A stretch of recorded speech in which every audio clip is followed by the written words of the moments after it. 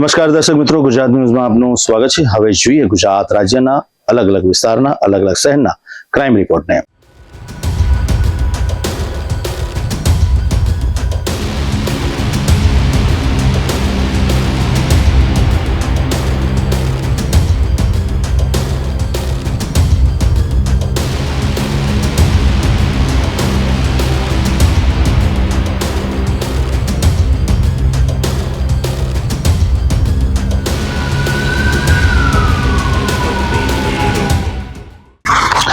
એક phone call, એક WhatsApp message, સામેથી કોઈ શિક્ષિત અધિકારી બેઠો હોય એવો ફોનમાં અવાજ આવે કે હું કેબીસીથી બોલું છું અને તમને કોણ બનેગા કરોડપતિમાં લોટરી લાગી છે। પછી પૂછવું જ શું, સામે જે અવાજ સાંભળે છે એ ખુશખુશાલ થઈ જાય છે। આ મેસેજ સાંભળતા, આ કોલ સાંભળતા જ તમામ ડિટેલ આપી દેવામાં આવે છે।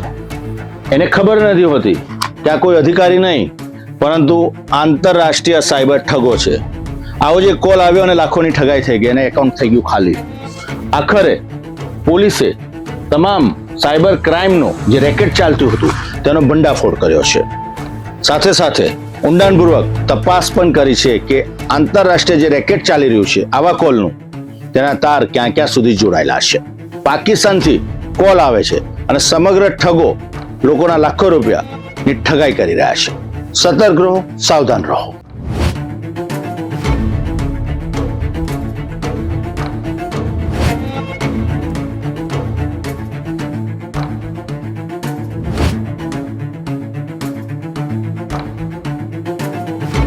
સપનાઓ વેચીને લોકોની મહેનતની કમાણી લૂંટતા સાયબર ગુનેગારોની આ કહાની છે।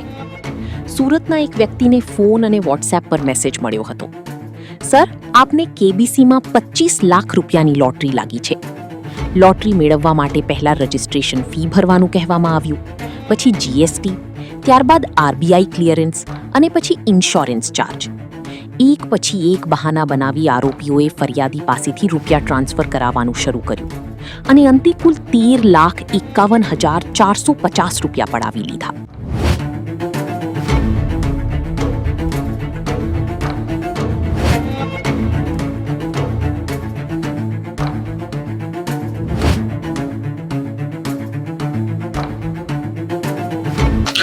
ફરિયાદીને શંકા ન જાય તે માટે આરબીઆઈ, એસબીઆઈ અને કેન્દ્ર સરકારના લેટર મોકલવામાં આવ્યા। લેટર એટલો તદ્દન અસલી હતો કે એ જોઈને કોઈ પણ સામાન્ય વ્યક્તિ એની જાળમાં ફસાઈ જાય। પછી પૂછવું શું, તેની સાથે ઠગાઈ થઈ ગઈ। સમગ્ર મામલો પહોંચ્યો સુરત સાયબર ક્રાઇમમાં અને ત્યારબાદ આંતરરાષ્ટ્રીય રેકેટનો થયો તપાસનો દોર ચાલો।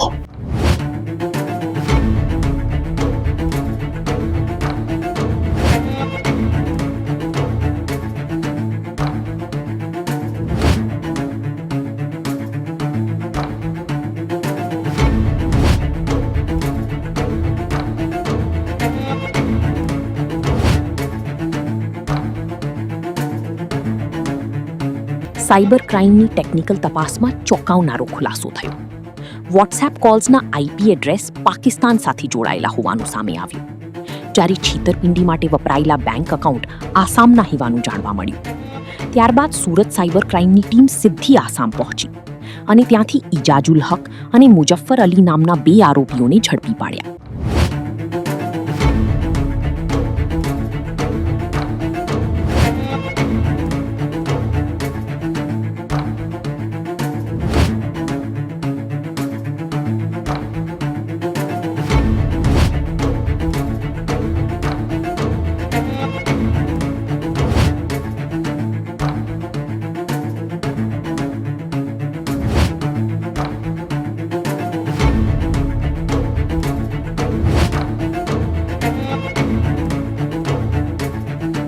પોલીસની આરોપીઓ સામે થઈ કડક પૂછપરછમાં ઘણા બધા ખુલાસા થયા। ખુલાસામાં જાણવા મળ્યું કે આરોપીઓ પોતાના બેંક એકાઉન્ટ અને એટીએમ કાર્ડ સાયબર ઠગોને આપતા હતા। ત્યારબાદ સિલસિલો ચાલુ થતો હતો લાખો રૂપિયાની રકમ ટ્રાન્સફર થવાનો। સાયબર ઠગોના એકાઉન્ટમાં રૂપિયા ઠલવાતા ગયા અને લોકો છેતરાતા ગયા। આની સાથે સાથે ગુજરાત અને ઝારખંડના 2 કેસોનો પણ ખુલાસો થયો છે, જેમાં 28 લાખ જેટલી માતબર રકમની છેતરપિંડી આચરવામાં આવી છે અને આ જ એકાઉન્ટ મારફત એ રૂપિયા ટ્રાન્સફર પણ થયા છે.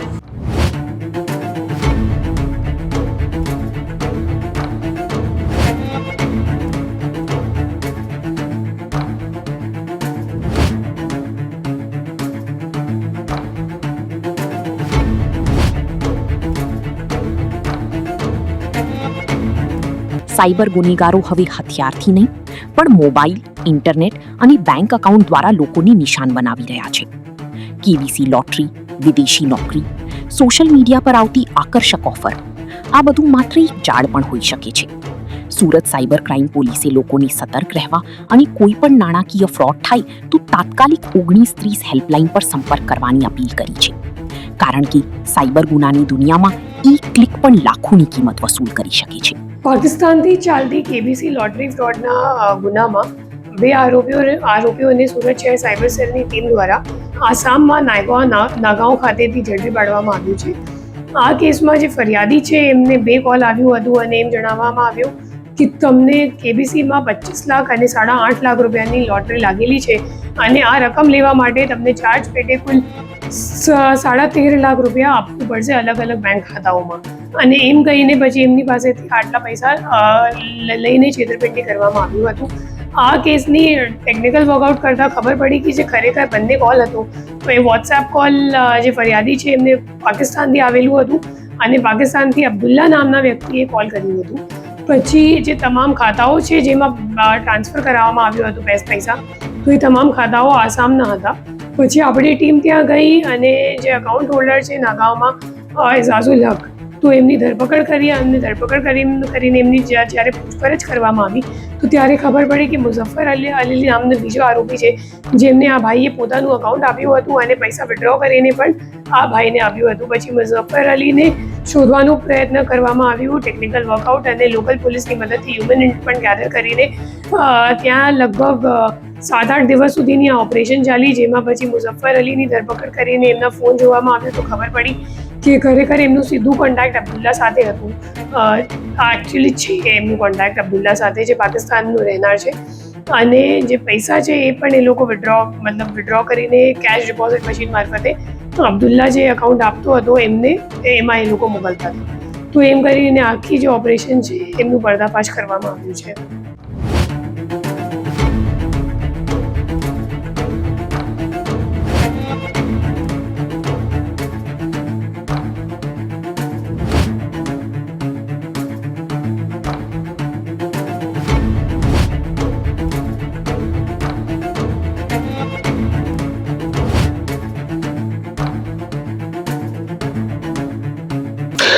સાયબર ગુનેગારો હવે હથિયારથી કે ગોળીથી નહીં પરંતુ બેંક એકાઉન્ટ, સોશિયલ મીડિયા અને સાથે સાથે મોબાઈલના માધ્યમથી તમારી સાથે છેતરપિંડી આચરી રહ્યા છે.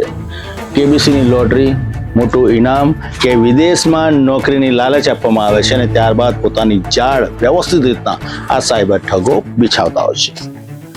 સામાન્ય વ્યક્તિ આ જાળમાં આવી જાય છે અને પોતાના પરસેવાની લાખો રૂપિયાની રકમની સાથે ઠગાઈ થતી હોય છે. ખૂબ સતર્ક રહો, સાવધાન રહો, અજાણી વ્યક્તિ સાથે વાતચીત કરવાનું ટાળો અને આવી કોઈ પણ લાલચમાં ન આવો, કેમ કે આવી ઘટના તમારી સાથે પણ નાની બેદરકારીને કારણે થઈ શકે છે.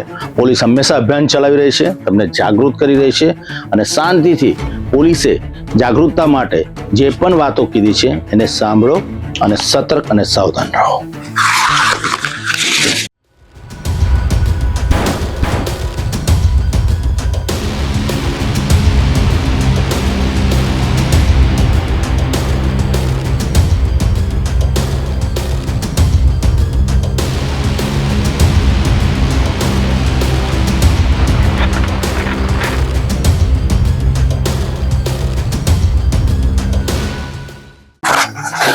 વિદેશમાં સારી નોકરી, ઊંચો પગાર અને સપનાની વાત, પરંતુ જ્યારે આ સપના તૂટે છે અને કોઈ એને છેતરપિંડીનું હથિયાર બનાવી દે છે ત્યારે શરૂ થાય છે ગુનાની એક કહાની.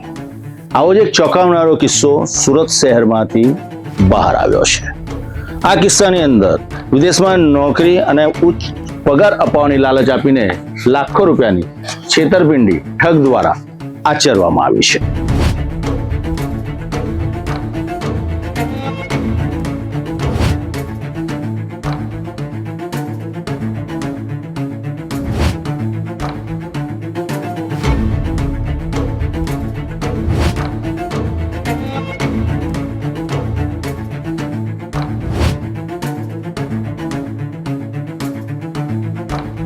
અમરોલી વિસ્તારમાં રહેતી એક મહિલાને વિદેશમાં આકર્ષક નોકરી અપાવવાનું સ્વપ્ન બતાવવામાં આવ્યું હતું.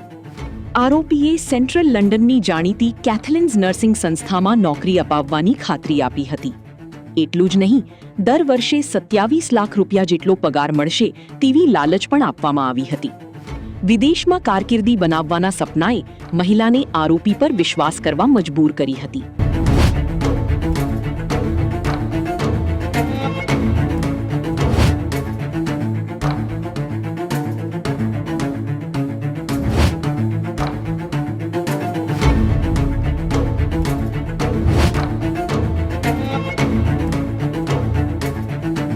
સુરત શહેરની અંદર વિદેશમાં નોકરી અપાવવાની લાલચ આપીને લાખો રૂપિયાની છેતરપિંડી આચરવામાં આવી છે. લંડનમાં સારી જોબ અને સાથે સાથે વર્ક પરમિટ અપાવવાની લાલચ આપવામાં આવી. અમરોલીના આ શખ્સે છેતરપિંડી આચરી અને લાખો રૂપિયા પડાવી લીધા. અમરોલી પોલીસે ઠગાઈ કરનાર આ શખ્સની વડોદરાથી ધરપકડ કરી છે. હાલમાં તેની કડક હાથે પૂછપરછ શરૂ કરવામાં આવી છે અને છેલ્લા ઘણા સમયથી ગુનો આચર્યા બાદ આ શખ્સ ફરાર હતો.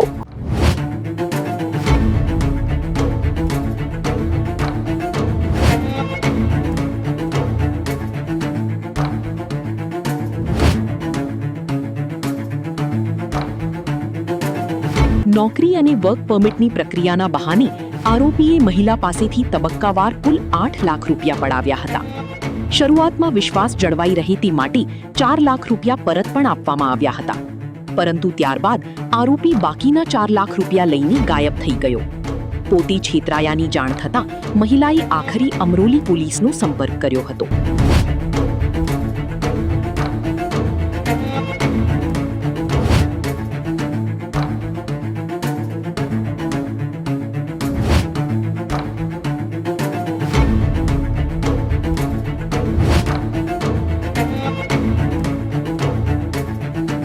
જ્યારે વચનો ખોટા નીકળે છે ને ત્યારે વિશ્વાસ તૂટે છે, સાથે સાથે પરસેવાની કમાણી પણ લૂંટાઈ જતી હોય છે. ફરિયાદના આધારે અમરોલી પોલીસે તપાસ શરૂ કરી હતી. ટેકનિકલ સર્વેલન્સ અને માનવ સૂત્રોની મદદથી આરોપી સુધી પહોંચવામાં સફળતા મળી હતી.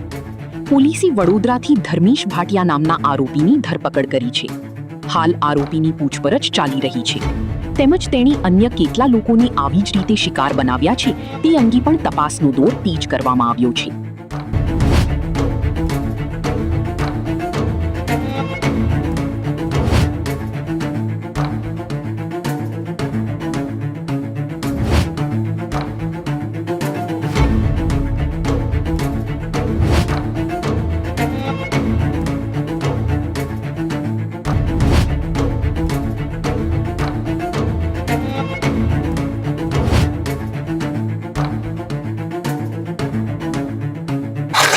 વિદેશમાં જઈને નોકરી કરવાના સપના જોતા પહેલા જે સપના બતાવે છે ને એની જાણકારી મેળવી ખૂબ જરૂરી છે.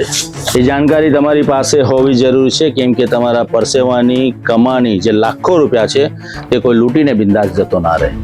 સતર્ક રહેવું પડશે, સાવધાન રહેવું પડશે, કેમ કે આવી ઠગાઈ કરનાર ઠગો ખુલ્લેઆમ ગુજરાતમાં ફરી રહ્યા છે.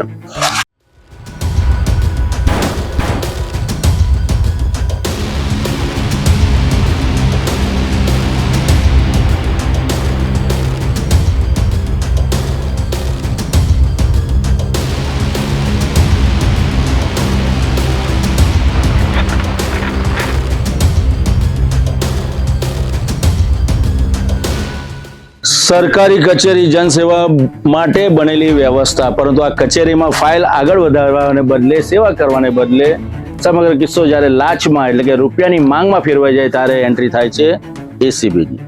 સુરત શહેરની અંદર આવી જ એક ચોંકાવનારો કિસ્સો સામે આવતા એસીબીની એન્ટ્રી થઈ અને ત્યારબાદ તેનો શિકાર થયા માતા અને પુત્ર.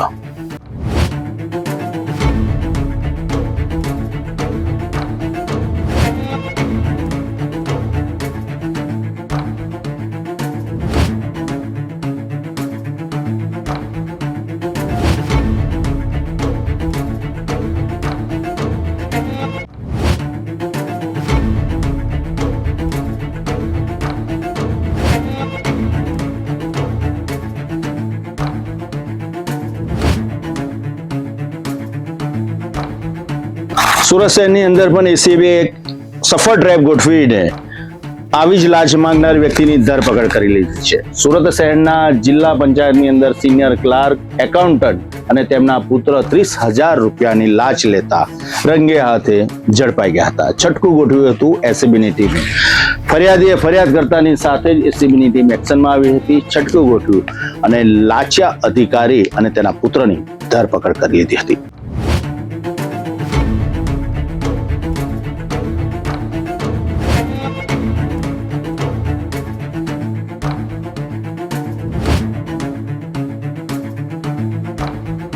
ફરિયાદી છેલ્લા ઘણા સમયથી પોતાના ટીએ અને એલટીસી બિલ પાસ કરાવવા માટે કચેરીના ધક્કા ખાઈ રહ્યો હતો, પરંતુ આરોપ છે કે બિલ મંજૂર કરવા માટે કિંમત નક્કી થઈ ગઈ હતી. ખેતીવાડી શાખામાં ફરજ બજાવતી senior account clerk Rupalben Pareshkumar Taylor દ્વારા વર્ષ 2022થી 2024 દરમિયાન કુલ 62,500 રૂપિયાની લાંચની માંગણી કરવામાં આવી હતી. અંતે ફરિયાદીએ ભ્રષ્ટાચાર સામે અવાજ ઉઠાવવાનો નિર્ણય લીધો અને એસીબીનો સંપર્ક કર્યો.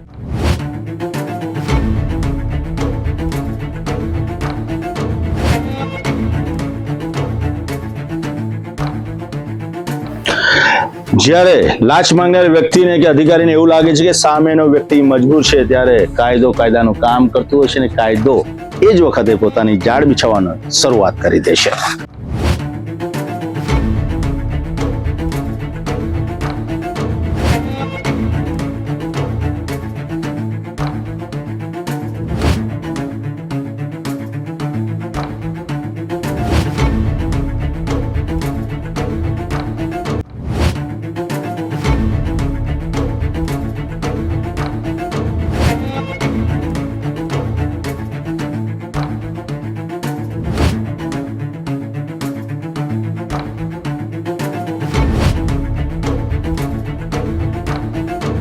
ફરિયાદ મળતા જ એસીબીએ સમગ્ર ઘટનાની ચકાસણી કરી ટ્રેપ ગોઠવ્યો.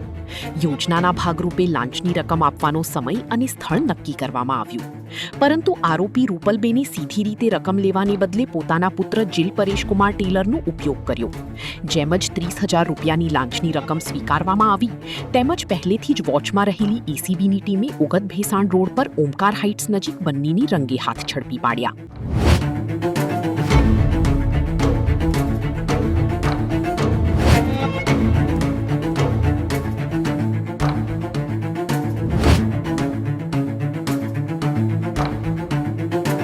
લાંચની રકમ હાથમાં હતી અને એસીબીના અધિકારીનો હાથ ખભા ઉપર.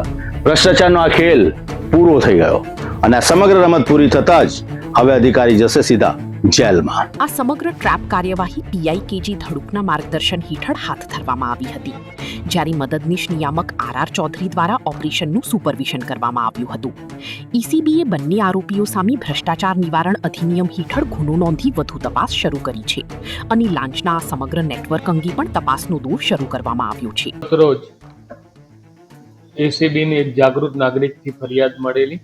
ખેતીવાડી શાખા, જિલ્લા panchayat Surat, senior accountant clerk તરીકે ફરજ બજાવતા રૂપલબેન ટેલર કે જેઓએ ખેતીવાડી વિભાગના કર્મચારીઓ જેઓના ટીએ બિલ તેમજ એલટીસીના બિલો મંજૂર કરવાના આવેજ પેટે 1000 તેમજ 1500 એ લેખે ટોટલ 61,500 રૂપિયાની માગણી કરેલી, જે પૈકી ફરિયાદી પાસે એક 30,000 રૂપિયા એકત્રિત થયેલા, જે ગતરોજ મેળવવા એને પોતાની પાસે બોલાવેલો અને 30,000 રૂપિયાની ગેરકાયદેસરની લાંચની માગણી કરી એ સ્વીકાર કરતા ગત રોજ તેઓ તથા તેમનો પુત્ર જીલ ટેલર એમની અટકાયત થયેલી છે અને આગળની કાર્યવાહી ચાલુ.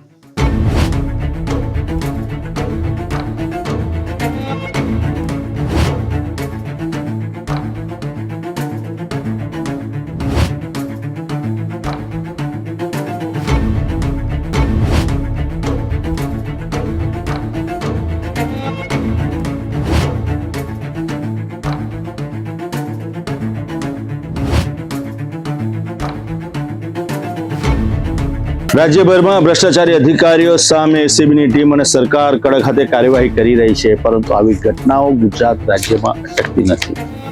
તેમને જેલના સળિયાની પાછળ ધકેલી દેવામાં આવે છે અને થોડા સમય માટે આવા અધિકારીઓ સસ્પેન્ડ થઈ જાય છે અને પાછા પોતાની ફરજ પર આવી જતા હોય છે અને જગ્યામાં બદલી થઈ જતી હોય છે. આવા લાચાર અધિકારીઓ સામે સરકારે કડક હાથે કાર્યવાહી કરીને કાયમી ધોરણે બરતરફ કરવા પડશે અને દાખલો બેસાડવો પડશે.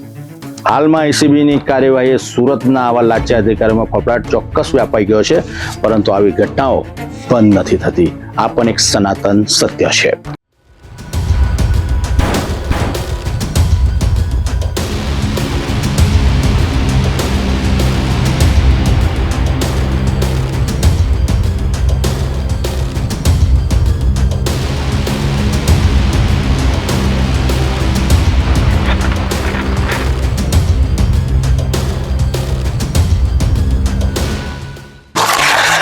સાબરકાંઠા જિલ્લાના વિજયનગરના ચિથોડા ગામની વાત કરીશું તો ગાંજાનું વાવેતર થતું હોવાની બાતમી પોલીસને મળી હતી. બાતમીના આધારે પોલીસે ખેતરમાં તપાસ કરતા ગાંજાના છોડ મળી આવ્યા હતા. એક વૃદ્ધ સહિત પોલીસે 2 લોકોની ધરપકડ કરી છે. કડક હાથે પૂછપરછ શરૂ કરવામાં આવી છે, કેમ કે ખેતરમાં ગાંજો ઉગાડવો એટલું જ નુકસાન કરે છે જેટલું તમે NDPS નો કોઈ ગાંજો લઈને બહાર ફરતા હોય. હાલમાં પોલીસે તલસ્પર્શી તપાસનો પ્રારંભ કર્યો છે કે આ સમગ્ર નેટવર્કનો ગુજરાતમાં મુખ્ય સૂત્રધાર કોણ છે.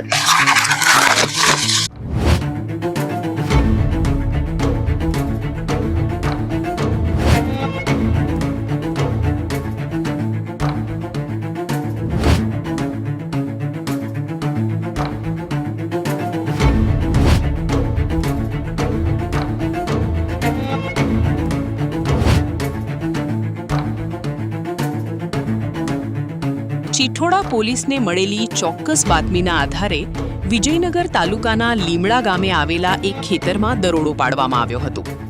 તપાસ દરમિયાન ખેતરમાં ગેરકાયદેસર રીતે ગાંજાનું વાવેતર કરવામાં આવ્યું હોવાનું સામે આવ્યું હતું. પોલીસે સ્થળ પરથી કુલ 56 જેટલા ગાંજાના છોડ કબજે કર્યા હતા.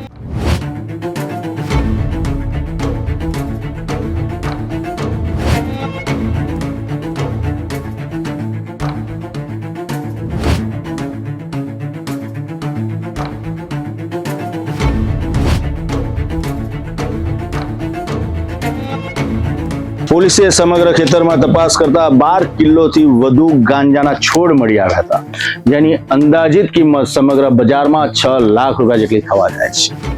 પોલીસે એક વૃદ્ધ સહિત 2 આરોપીને ઝડપી પાડ્યા છે. કડક હાથે પૂછપરછ શરૂ કરવામાં આવી છે કે કોને શીખવાડ્યું હતું કે ખેતરમાં પાક નહીં પરંતુ ગાંજાની ખેતી કરવાની, જેમાં રૂપિયા વધારે મળશે. નેટવર્ક ધરાવનાર મુખ્ય સૂત્રધાર કોણ છે અને સમગ્ર ગુજરાતમાં કઈ કઈ જગ્યા ઉપર આ જાળ પથરાયેલી છે, કારણ કે છોટાઉદેપુરની અંદર હજારો કિલોની અંદર આવી જ રીતના ગાંજાનો છોડ મળી આવ્યા છે. ત્યારે હવે સાબરકાંઠાના જિલ્લાના ચિથોડા ગામમાં પણ ખેતરમાં વાવેતર થયેલા ગાંજાના છોડ મળી આવતા પોલીસ પણ ચોંકી ઉઠી છે.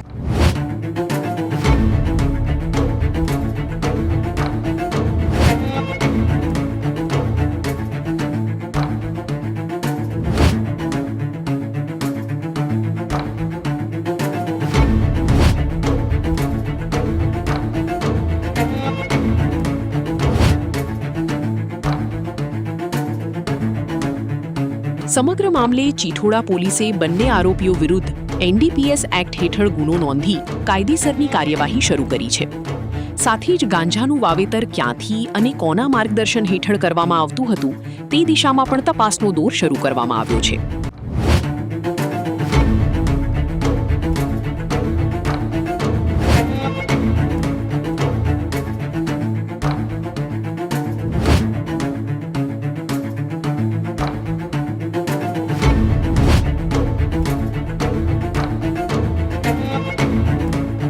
રાજ્યની અંદર ગેરકાયદેસર ગાંજાના કાળો કારોબારનો વેપલો ચાલી રહ્યો છે. એવું કહેવાય કે ધમધમી રહ્યો છે. પોલીસની બાજ નજરથી આવા તત્વો બચી પણ નથી શકતા. વારંવાર આવી ઘટનાઓ સામે આવે છે ત્યારે પોલીસ એક્શનમાં આવે છે અને આવા આરોપીને દબોચી પણ લે છે. મહત્વની કડી એ છે કે લીમડા ગામે પણ આવો જ ખેતરમાં જે ઉગાડેલો ગાંજો હતો તેનો પર્દાફાશ પોલીસે કરીને ગાંજાના છોડ કબજે લીધા છે. ગુજરાત રાજ્યના ખૂને ખૂને આવી ઘટનાઓ ઘટતી આવી છે. મુખ્ય સૂત્રધાર કોણ છે, આ નેટવર્ક કોણ ચલાવી રહ્યું છે અને ખેડૂતોને ખેતરમાં પાક નહીં પરંતુ ગાંજાના છોડ ઉગાડો એવી વાતો અને મુદ્દાઓ કોણ આપી રહ્યા છે? પોલીસે પ્રામાણિકતાપણે ભીતરમાં ડોક્યું કરીને આની તપાસ કરવી પડશે. મુખ્ય સૂત્રધાર ઝડપાશે તો સમગ્ર નેટવર્કનો ભંડાફોડ થશે.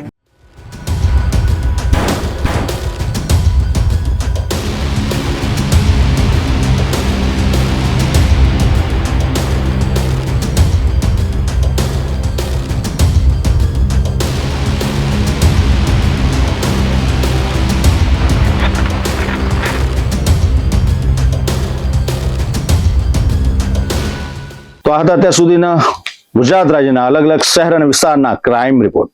વધુ સમાચાર માટે હંમેશા જોતા રહો ગુજરાત ન્યૂઝ, સત્યની સાથે. નમસ્કાર.